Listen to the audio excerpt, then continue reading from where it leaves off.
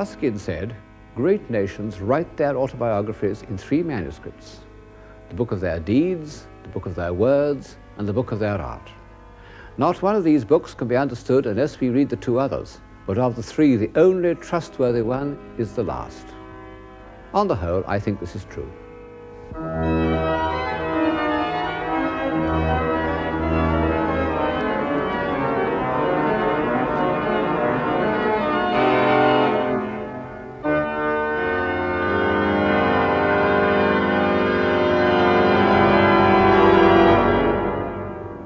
Looking at those great works of Western man, and remembering all that he's achieved in philosophy, poetry, science, lawmaking, it does seem hard to believe that European civilization can ever vanish.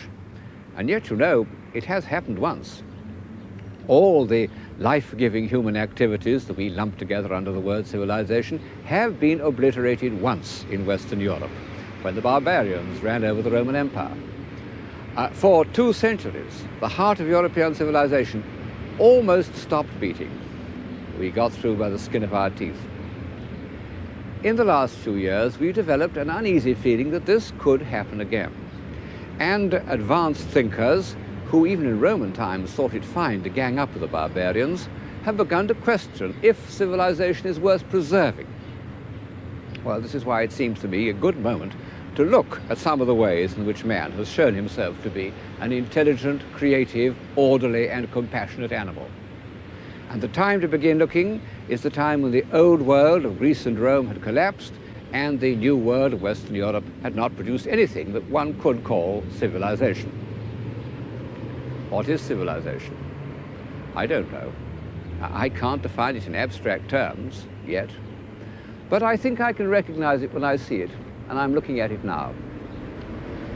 If I had to say which was telling the truth about society, a speech by a minister of housing or the actual buildings put up in his time, I should believe the buildings.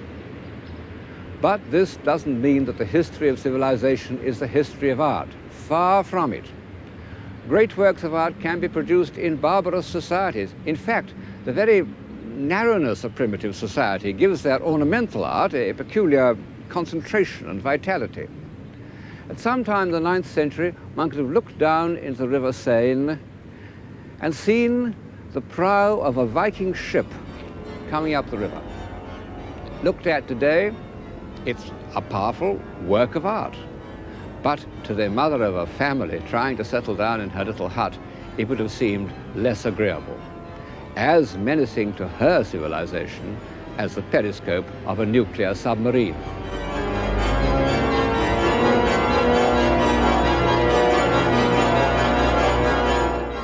A powerful work of art, a more moving, to most of us, than this Greco-Roman head. And yet this is from the figure that was once the most admired piece of sculpture in the world, the Apollo of the Belvedere.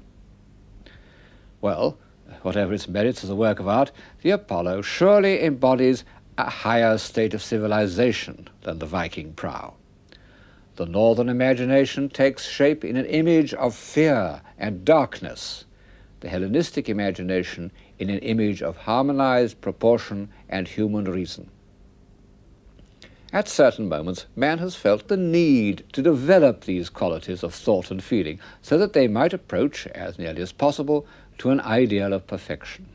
He's managed to satisfy this need in various ways, through myths, through dance and song, through systems of philosophy, and through the order that he has imposed on the visible world. The children of his imagination are also the expressions of an ideal. Western Europe inherited such an ideal.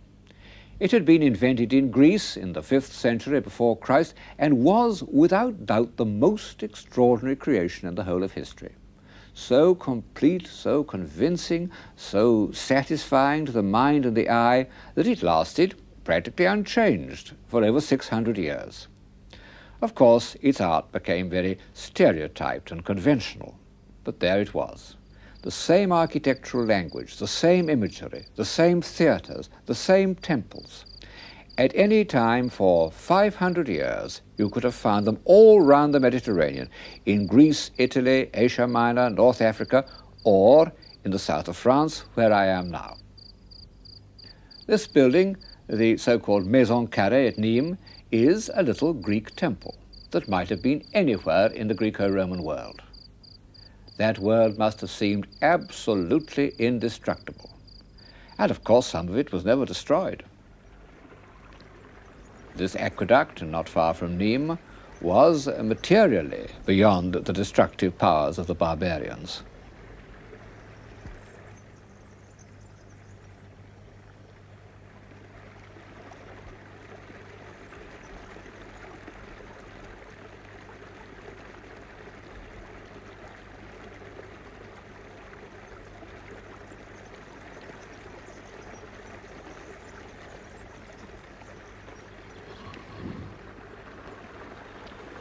What happened? Well, it took Gibbon 9 volumes to describe the decline and fall of the Roman Empire, and I shall not embark on that. But thinking about this almost incredible episode does tell one something about the nature of civilization. It shows that however complex and solid it seems, it is actually quite fragile. It can be destroyed. What are its enemies? First of all, fear. Fear of war, fear of invasion, fear of plague, fears that make it simply not worthwhile constructing things or planting trees or even planning next year's crops. And fear of the supernatural, which means that you daren't question anything or change anything. The late antique world was full of meaningless rituals, mystery religions that destroyed self-confidence. And then boredom, the feeling of hopelessness, which can overtake people with a high degree of material prosperity. There's a poem by a modern Greek called Cavafy, a poem in which he imagines the people of some late antique city waiting every day for the barbarians to come and sack it. And then finally the barbarians move off somewhere else, and the city is saved. But the people are disappointed. It would have been better than nothing. Of course, civilization requires a modicum of material prosperity, enough to provide a little leisure. But far more, it requires confidence. Confidence in the society in which one lives, belief in its philosophy, belief in its laws, confidence in one's own mental powers. The way the stones of that bridge are laid is not only a triumph of technical skill, but it shows a vigorous belief in discipline and law, energy, vitality. All the great civilizations or civilizing epochs have had a weight of energy behind them. People sometimes think that civilization consists in fine sensibilities and good conversation and all that. Well, these can be among the agreeable results of civilization, but they are not what makes a civilization. And a society can have these amenities and yet be dead and rigid. So, if one asks why the civilization of Greece and Rome collapsed, the real answer is that it was exhausted.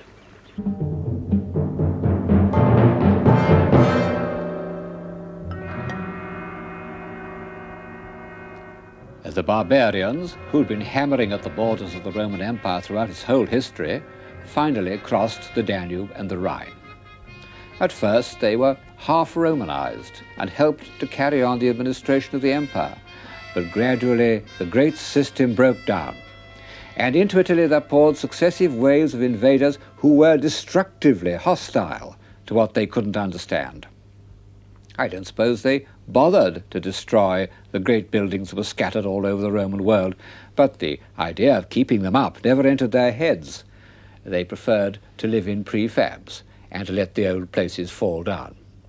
Of course, here and there, life must have gone on in an apparently normal way for very much longer than one would expect. It always does. Civilization might have drifted downstream for a long time. But in the middle of the 7th century, there appeared from the south a new agent of destruction, Islam. There is one God, and Muhammad is his prophet, the simplest doctrine that has ever gained acceptance. And it gave to the prophet's followers the invincible solidarity that had once directed the legions of Rome.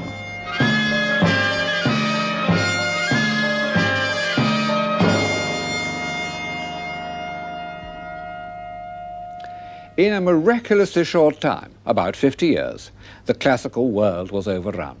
Only its bleached bones stood out against the Mediterranean sky. The old source of civilization was sealed off, and if a new civilization was to be born, it would have to face the Atlantic.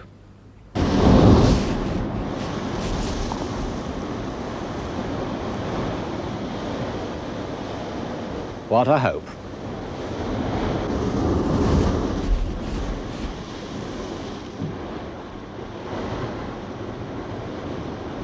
People sometimes tell me that they prefer barbarism to civilization. I doubt if they've given it a long enough trial. Like the people of Alexandria, they are bored by civilization. But all the evidence suggests that the boredom of barbarism is infinitely greater. Quite apart from discomforts and privations, there was no escape from it. Very restricted company, no books, no light after dark, no hope. On one side, the sea battering away, and on the other, infinite stretches of bog and forest and rocky waste. A most melancholy existence. And the Anglo-Saxon poets had no illusions about it. A wise man may grasp how ghastly it shall be when all this world's wealth standeth waste, even as now in many places over the earth. Walls stand wind-beaten, heavy with hoarfrost, ruined habitations. The Maker of men hath so marred this dwelling that human laughter is not heard about it, and idle stand those old giant works. Well, it was probably better to live on the very edge of the world than in the shadow of one of those old giant works, where at any moment you might be attacked by a new wave of marauders. Such at least was the view of the first Christians. They struggled on in search of the most inaccessible fringes of Cornwall, Ireland, or the Hebrides, and what places they found.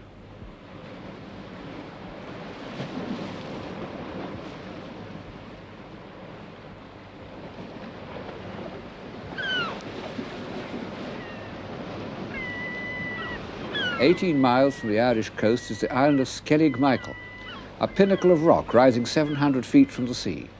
Even today, it's impossible to land except in fair weather. Yet, for 400 years, Christians found it a place of refuge. They made this stone causeway up its steep slopes, an extraordinary achievement of courage and tenacity.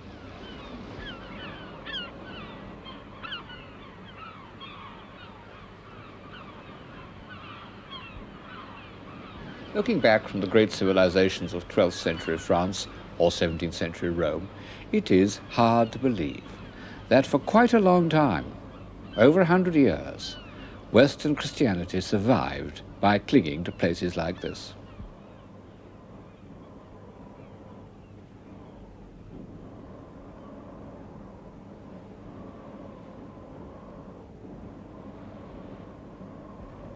Just below the summit, on the only habitable fragment of land, they built their dry stone huts.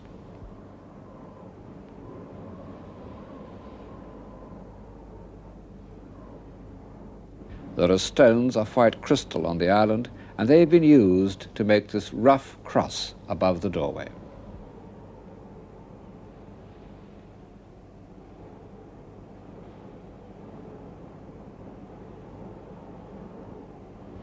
Of course, there was a pope in the ruined, beleaguered city of Rome, but the Celtic Church owed no allegiance to him. Here, these devoted transmitters of Christianity lived their uncomfortable, inward-turning lives, while the tides of barbarians ebbed and flowed across Europe.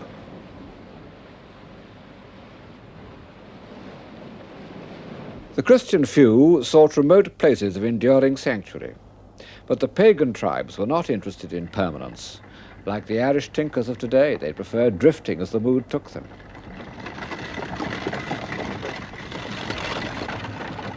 All through the early Dark Ages, great masses of people were on the move, taking their animals and their possessions with them.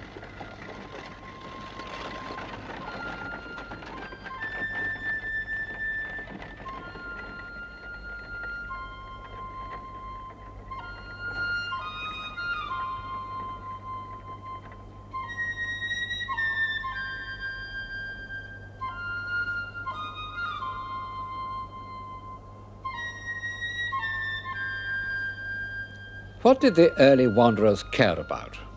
The answer comes out in the poems. Gold. Whenever an Anglo-Saxon poet wants to put into words his ideal of a good society, he speaks of gold.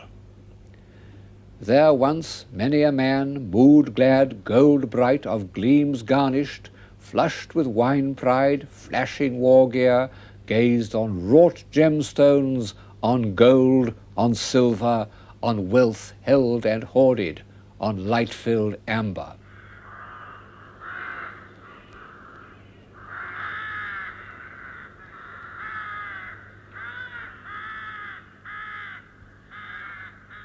Struggling through the forest, battling with the waves, conscious chiefly of the animals and the birds that hung in the tangled branches, the barbarians were not interested in human beings.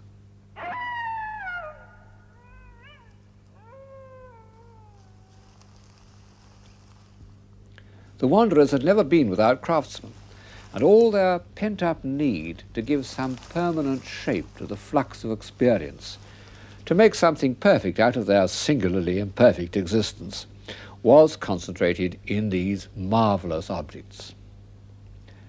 This love of gold and wrought gemstones, this feeling that they reflected an ideal world and had some kind of enduring magic, went on right up to the time when the dark struggles for survival were over.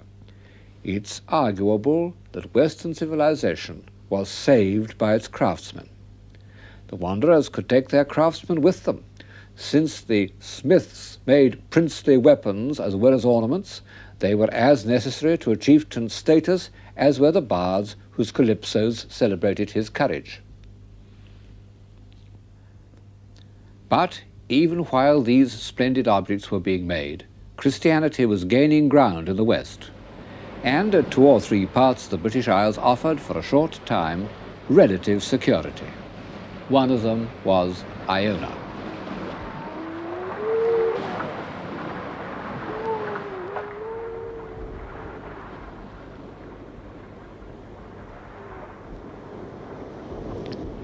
The Celtic missionaries are said to have preached to the seals, and the seals, with their usual curiosity, no doubt came up to listen.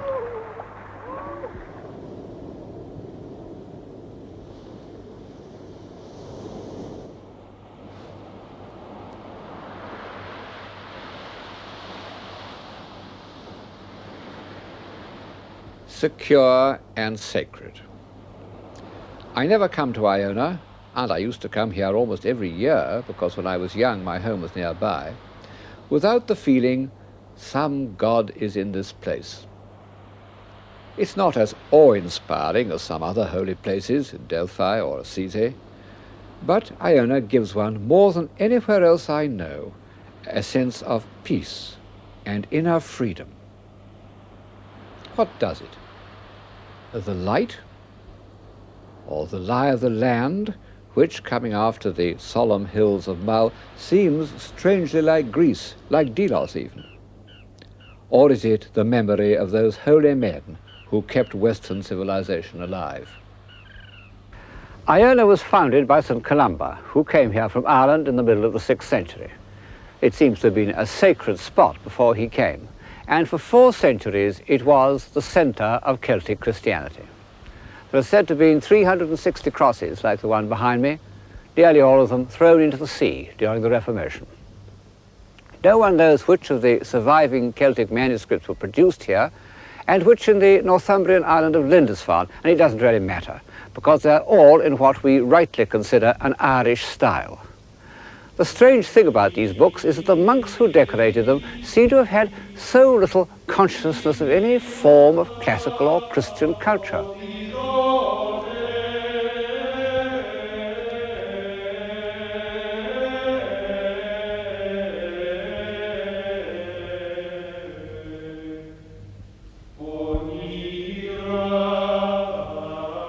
They're all gospel books, but they're almost devoid of Christian symbols, except for the fierce oriental-looking beasts who symbolize the 4 evangelists.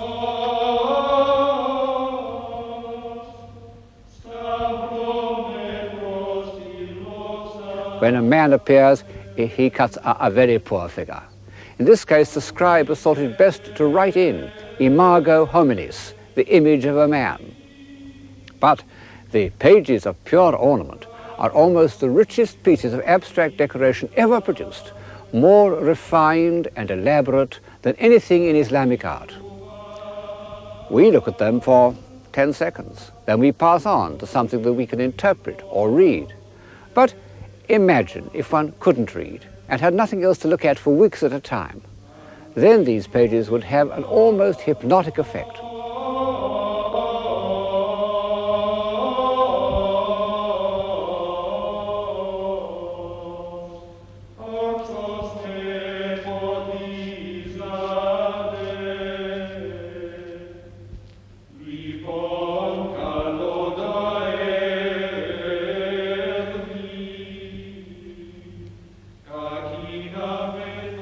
The last work to be decorated in Iona has become the most famous, the Book of Kells. Soon after these fabulous pages were completed, when the book itself was unfinished, the abbot of Iona was forced to flee to Ireland.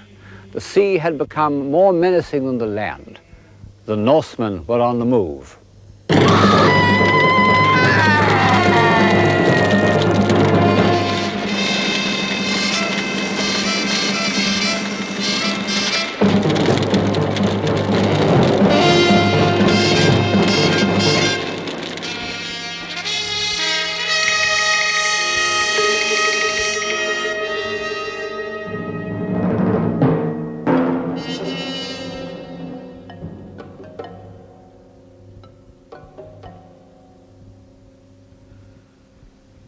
If there were 100 tongues in each head, said a contemporary Irish writer, they could not recount or narrate or enumerate or tell what all the Irish suffered of hardships and of injuring and of oppression in every house from those valiant, wrathful, purely pagan people.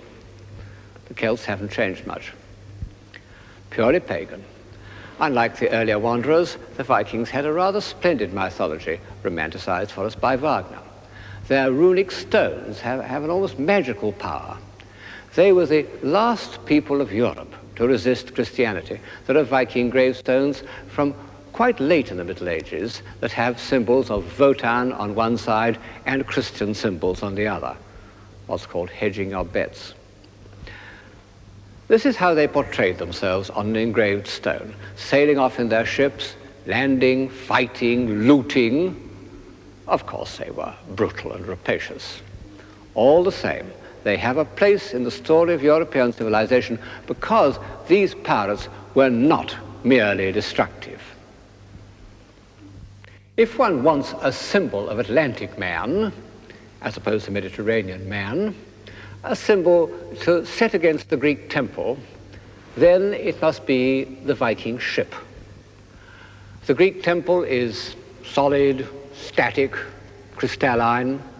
The Viking ship is light, mobile, buoyant, floating like a water lily.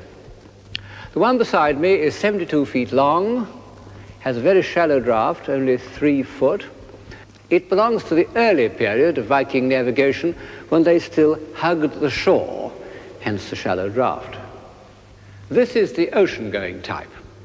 By the time it was built, and it's about 50 years later, the first one we saw, the Vikings were quartering the world. They set out from a base, and with unbelievable courage and ingenuity, they got as far as Persia via the Volga and the Caspian Sea. And then they returned home with all their loot in these open ships, including coins from Samarkand and even a Chinese Buddha. The sheer technical skill of their journeys was a new achievement. And their spirit did contribute something very important to the Western world because, in the end, it was the spirit of Columbus. They were also considerable artists. The ornament of the prow, which as you see is highly sophisticated, is a pattern of movement, of endless flux, with a rhythm that was still to underlie the great ornamental art we call Romanesque.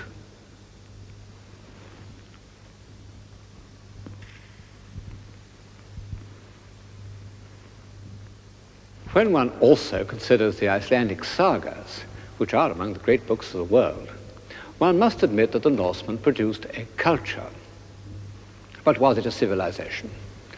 Well, the monks of Lindisfarne wouldn't have said so, nor would Alfred the Great, nor the poor mother trying to settle down with her family on the banks of the Seine, whom I mentioned earlier.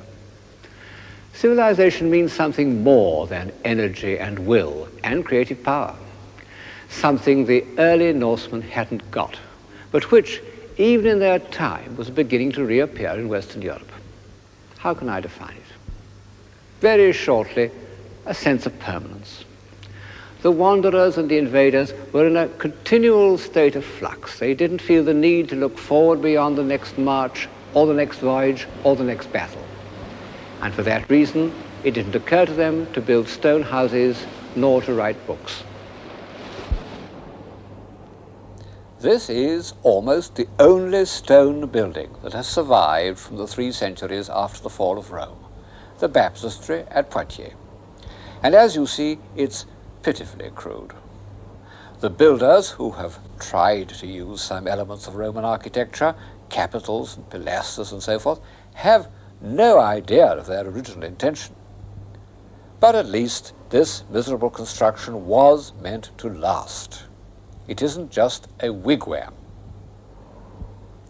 Civilized man also, it seems to me, must feel that he belongs somewhere in space and time, that he consciously looks forward and looks back, and for this he needs a minimum of stability, which was in Western Europe first achieved here in France, or as it then was, the Kingdom of the Franks. It was achieved by fighting. All the great civilizations in their early stages are based on success in war. And so it was with the Franks. Clovis and his successors not only conquered their enemies, but maintained themselves by cruelties and tortures, remarkable even by the standards of the last 30 years. Fighting, fighting, fighting. These 9th century drawings make it look less beastly than it was. Incidentally, they show, almost for the first time, that the horsemen have stirrups, and people who like mechanical explanations for historical events maintained that this was the reason why the Frankish cavalry was victorious. One sometimes feels that the 7th and 8th centuries were like a prolonged Western, and the resemblance is made more vivid by the presence already in the 8th century of our old friends, the sheriff and the marshal. But it was really far more horrible, because unredeemed by any trace of sentiment or chivalry. But fighting was necessary. Without Charles Martel's victory over the Moors here at Poitiers in 732, Western civilization might never have existed. And without Charlemagne's tireless campaigning, we should never have had the notion of a united Europe. We got through by the skin of our teeth.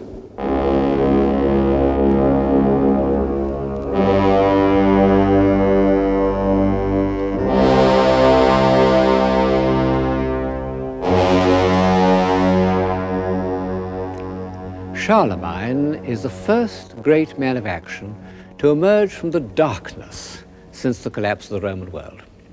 He became a subject of myth and legend. This magnificent reliquary, made about 500 years after his death to hold a piece of his skull, expresses what the Gothic Middle Ages felt about him in terms that he himself would have appreciated: gold and jewels and antique cameos. But the real man wasn't so far from that myth. He was a commanding figure, over 6 feet tall with piercing blue eyes, only he had a small, squeaky voice and a walrus moustache instead of the beard. He was a tireless administrator. The lands he conquered, Bavaria, Saxony, Lombardy, were organized beyond the capacities of a barbarous people. His empire was an artificial creation. Yet, the old idea that he saved civilization isn't so far wrong, because it was through him that the Atlantic world re-established contact with the ancient culture of the Mediterranean world. There were great disorders after his death, but no more skin of our teeth. Civilization had come through. How did he do it? Well, first of all, with the help of an outstanding teacher and librarian named Alcuin of York, he collected books and had them copied. People don't always realize that only 3 or 4 antique manuscripts of the Latin authors are still in existence. Our whole knowledge of ancient literature is due to the collecting and copying that began under Charlemagne. This is the more extraordinary when one remembers that for over 500 years, practically no lay person, from kings and emperors downwards, could read or write. Charlemagne learned to read, but he never could write. He said he couldn't get the hang of it. Alfred the Great, who was an exceptionally clever man, seems to have taught himself to read at the age of 40, and was the author of several books, although they were probably dictated in a kind of seminar.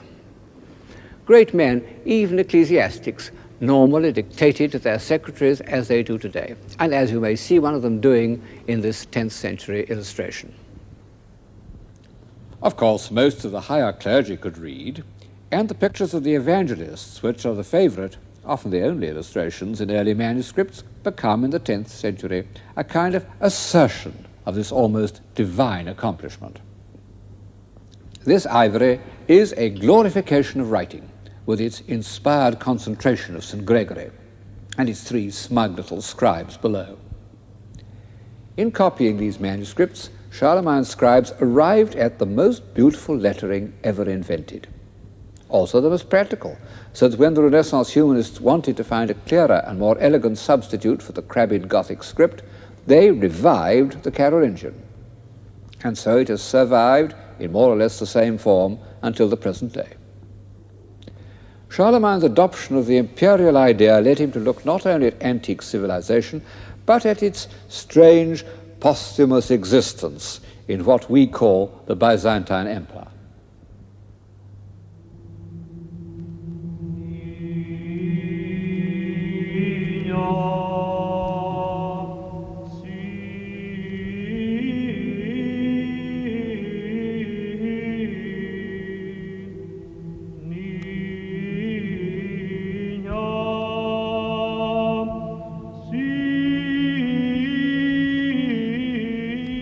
For 400 years, Constantinople had been the greatest city in the world, and the only one in which life had gone on more or less untouched by the wanderers.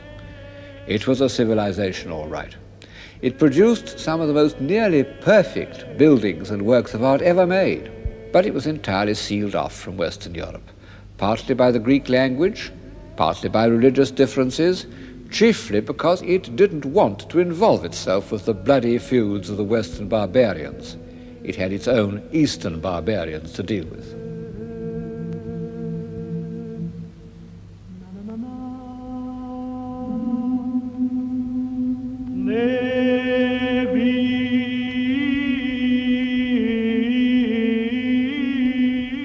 I am in the church of San Vitale at Ravenna, which for a part of the 5th and 6th centuries was the seat of the Byzantine court.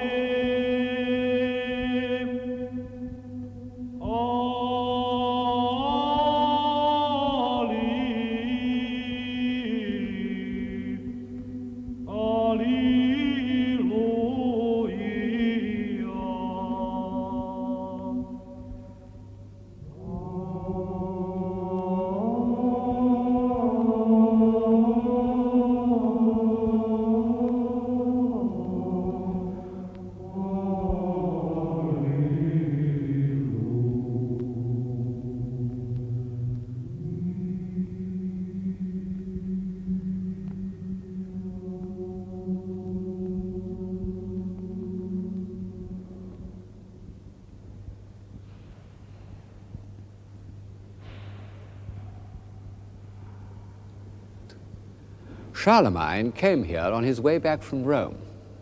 No emperor has visited Rome for almost 500 years. And when Charlemagne, the great conqueror, went there in the year 800, the Pope crowned him as the head of a new Holy Roman Empire. brushing aside the fact that there was another emperor in Constantinople. Charlemagne was afterwards heard to say that this famous episode was a mistake. He advised his son to crown himself. Perhaps he was right. By crowning Charlemagne, the Pope could claim a supremacy over the emperor, which was the cause or pretext of war for 3 centuries. But historical judgments are very tricky. Maybe the tension between the spiritual and worldly powers throughout the Middle Ages was precisely what kept European civilization alive.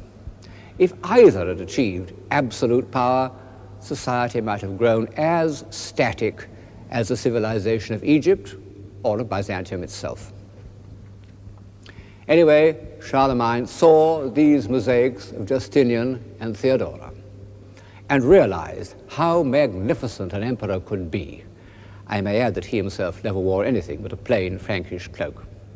And when Charlemagne returned to his residence at Aix-la-Chapelle, he settled there because he liked swimming in the hot springs, he determined to build a replica of San Vitale as his Paris chapel. Et somnolentos increpat, calus negantes valuit, callo cadentes biselit, eglis salus refunditur, mucro latronis fonditur, lapsis fides revertitur. Iesum labantes respicie, et nos vivendo corrige, si respicis lapsis. Those mosaics are a reconstruction done in the 19th century. And we can see that by comparison with Ravenna, the octagon at Aix is rather stiff and monotonous. But those magnificent iron grills, which were made locally, are an impressive technical achievement. In nostra vox primum solet, et vota solvamus And when one thinks that nearly all the buildings in northern Europe, including the greater part of Charlemagne's palace, were of wood, and that such stone buildings as existed were the converted husks of Roman remains, it is the most extraordinary feat.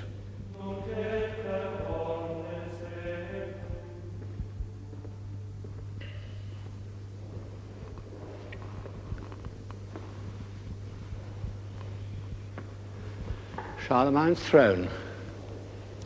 Of course, the craftsmen who made those grills may have come from the East, because under Charlemagne, Europe was once more in touch with the outside world. He even received a present from Harun al-Rashid, Caliph of the 1001 Nights, an elephant called Abu Labuz. He died on campaign in Saxony. Its tusks were made into chessmen, which still exist. As ruler of an empire stretching from Denmark to the Adriatic, he amassed treasures from all over the known world. But in the end, it was the books that mattered. There have never been more splendid books than those illuminated for the court library and sent as presents all over Western Europe. In their own day, these books were so precious that the practice arose of giving them the richest, most elaborate bindings conceivable. Usually they took the form of an ivory plaque surrounded by beaten gold and gems. And these small pieces of sculpture are in some ways our best indication of the intellectual life of Europe for almost 200 years. Only Charlemagne could hold the empire together. After his death it broke up and Europe entered a phase which historians usually consider almost as dark and barbarous as the century before him. Well, that's because they look at it from the point of view of political history and the written word. If we read what Ruskin called the book of its art, we get a very different impression. Because, contrary to all expectation, the 10th century produced work as splendid and as technically skillful and even as delicate as any other age. To me, this Cross of Lothar is one of the most moving objects that has come down to us from the distant past.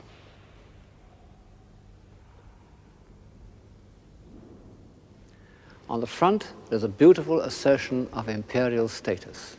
At the center of these gems and gold filigree is a cameo of the Emperor Augustus, an image of political imperium at its most civilized. On the back, there's a flat piece of silver.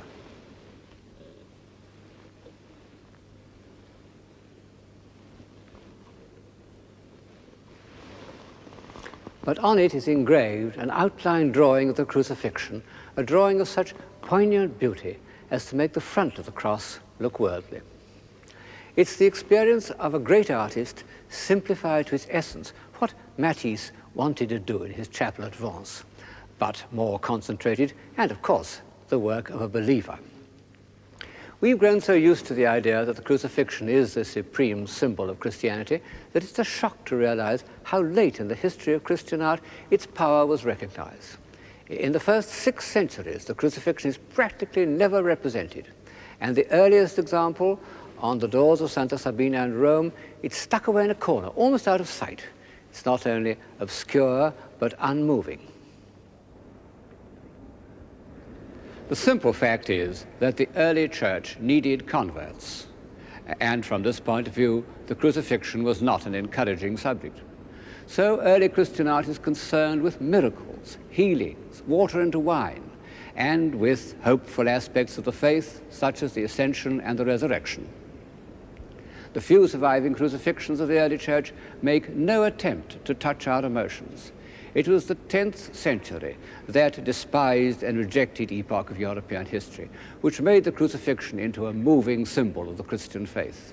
In such a figure as this, made for Archbishop Guerreau of Cologne 1,000 years ago, one sees the figure of the crucified Christ as it has been almost ever since. The upstretched arms, the sunken head, the poignant twist of the body.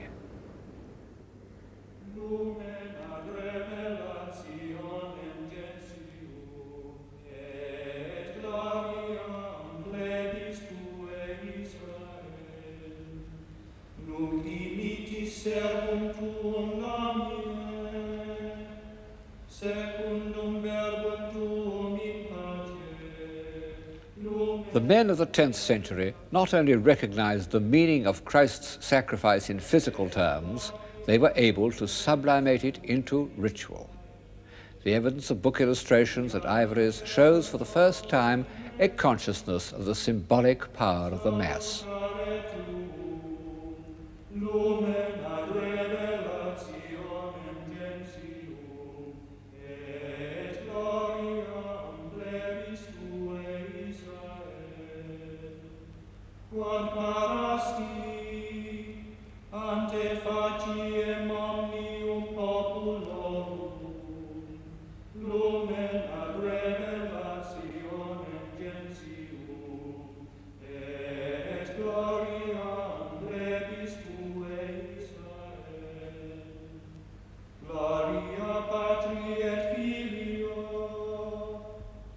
Look at these solemn columnar characters celebrating and chanting the Mass.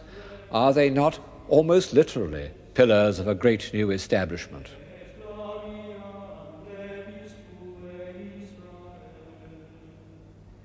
And what about this enameled pulpit at Aix-la-Chapelle, from which the word of God could be preached to the emperor and his court?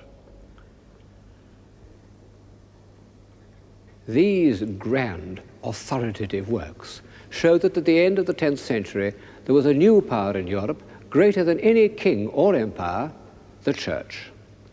And the Church at this date was a humanizing influence. I'm reminded of the most famous lines of Virgil who loomed so large in the medieval imagination. They come when Virgil's hero, Aeneas, has been shipwrecked in a country that he fears will be inhabited by barbarians.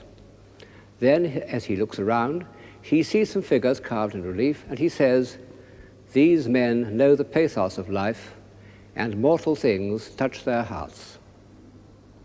Man is no longer imago humanis, the image of a man, but is a human being with humanity's impulses and fears, also humanity's moral sense and belief in the authority of a higher power.